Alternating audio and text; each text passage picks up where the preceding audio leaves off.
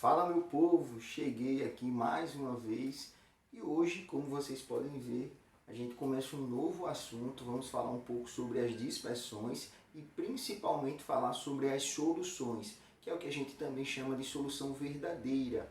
Então é um assunto extremamente importante e com certeza você se depara com questões desse assunto em qualquer prova que você venha fazer, seja o Enem ou qualquer outro vestibular, beleza? Então prestem atenção, muito cuidado, anotem tudo direitinho e qualquer dúvida já sabe, é só me procurar, beleza? Então bora lá. O que é uma dispersão, pessoal? Dispersão, na verdade, é uma mistura. Então cabe a gente lembrar que mistura é quando eu tenho a junção, a união de duas ou mais substâncias. Então a dispersão é quando eu tenho uma substância que é chamada de disperso, que se encontra disseminada em toda a extensão de uma outra substância, que é o que a gente chama de dispersante. Tranquilo? As dispersões, de forma geral, elas podem ser classificadas de três formas.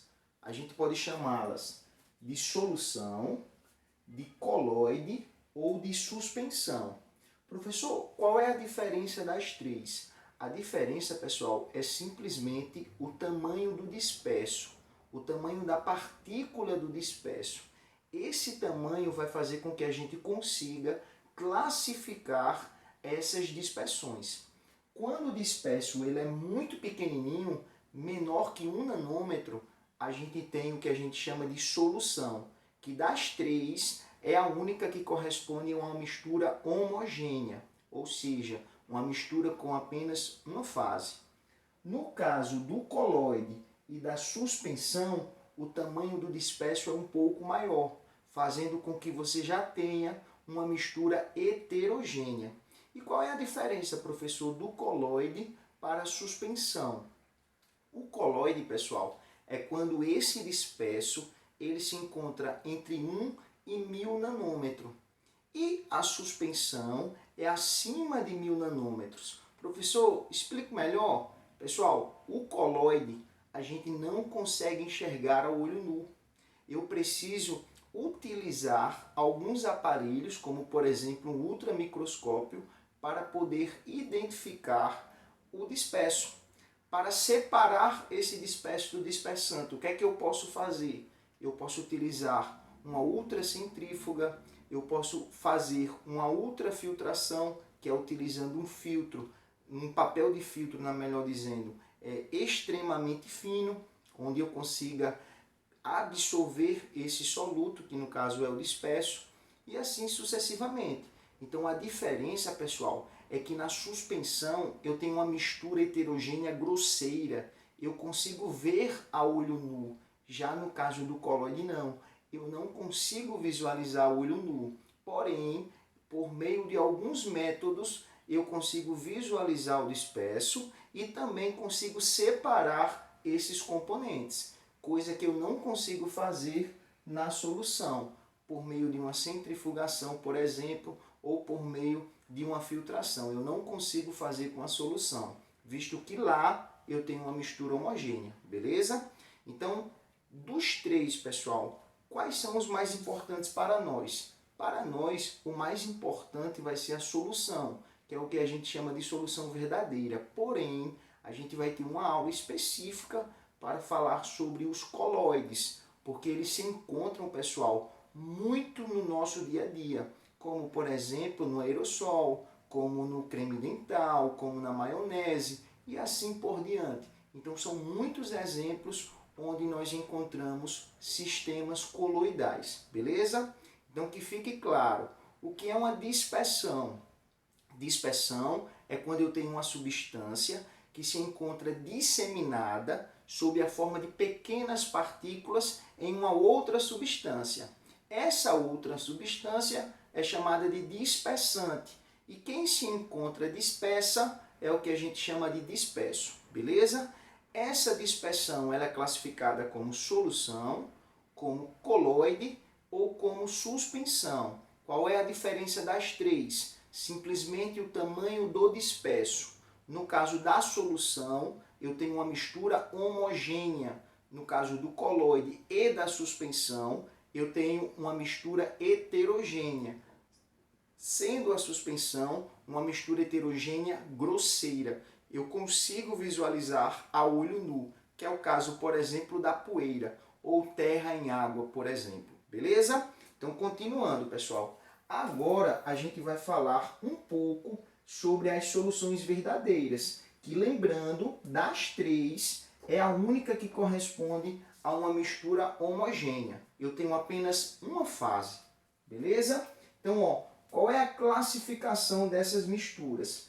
A gente vai poder classificar de algumas formas, mas antes disso, eu quero já clarear a mente de vocês. No caso da solução, pessoal, aquele cara que eu chamava de disperso, eu vou poder chamar de soluto. E aquele cara que eu chamava de dispersante, eu vou chamar de solvente. Quem é o soluto e quem é o solvente? O soluto é aquele que se encontra dissolvido no solvente. Então, geralmente, ele vem em menor quantidade. E o solvente é aquele que consegue solubilizar, dissolver uma outra espécie química ou que esteja em maior quantidade. Beleza? Então, o soluto é um menorzinho, o solvente é o que vem em maior quantidade. Exemplo, podemos falar sobre sal em água. Colocando um pouquinho de sal na água, eu terei o sal como sendo nosso soluto e a água como sendo nosso solvente. Beleza? Então, bora lá, continuando. Eu posso classificar as soluções quanto à natureza do soluto, porque a partir daí eu posso ter uma solução que eu chamo de solução iônica ou solução eletrolítica e uma solução molecular ou não eletrolítica. Professor, qual é a diferença? A solução eletrolítica é aquela que é capaz de conduzir corrente elétrica. Já a solução não eletrolítica, ela não é capaz de conduzir corrente elétrica. Então, cuidado, cuidado, cuidado. Na solução eletrolítica, que também nós chamamos de solução iônica, ela recebe esse nome porque na solução eu terei a formação de íons. Então, a presença dos íons, a mobilidade desses elétrons vai fazer com que eu tenha condução de corrente elétrica. Professor, e como é que eu sei que vai produzir íons? Aí, gente, existem dois processos. Um deles a gente chama de dissociação iônica e o outro a gente chama de ionização. No caso da dissociação iônica, você tem um retículo onde você já tem íons pré-existentes. Ao colocar no solvente, eu libero esses íons. É o caso, por exemplo, do cloreto de sódio. Então, eu posso afirmar a vocês que a dissociação iônica ela provém de um composto iônico, ou seja, quando a ligação é iônica. Já a ionização, ela provém de uma molécula, de uma substância molecular. Professor, mas as moléculas elas conduzem corrente elétrica? Em geral não, pessoal. Porém, os ácidos, eles possuem a capacidade de em água formarem íons. E essa formação é o que a gente chama de ionização.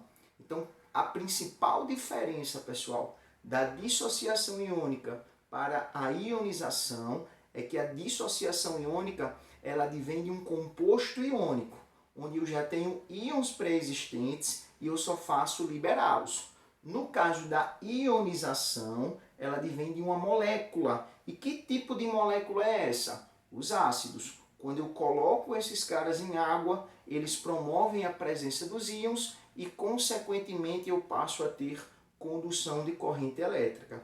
Então, a diferença de uma solução eletrolítica para uma não eletrolítica é que na eletrolítica eu tenho a presença de íons. São eles os responsáveis pela condução da corrente elétrica. Já a não eletrolítica, eu não tenho a presença dos íons e, consequentemente, eu não tenho condução de corrente elétrica. Professor, exemplo, o açúcar. Se eu colocar um açúcar em água, ele é uma substância molecular, ele não consegue produzir íons e, consequentemente, eu tenho uma solução, porque ele é solúvel em água, porém eu não vou ter condução de corrente elétrica. Beleza? Tranquilo? Então fica a dica, cuidado com o processo de dissociação e o processo de ionização. Dissociação, ligação iônica, e ionização, ligação covalente. Beleza? Então, continuando, pessoal. Aqui eu trago um exemplo para vocês. Ó. Eu tenho um cloreto de sódio, onde a ligação é iônica. Esse cara, no seu retículo cristalino, já tem íons pré-existentes e ao jogá-lo em água, esses íons são liberados. Aí o que é que acontece?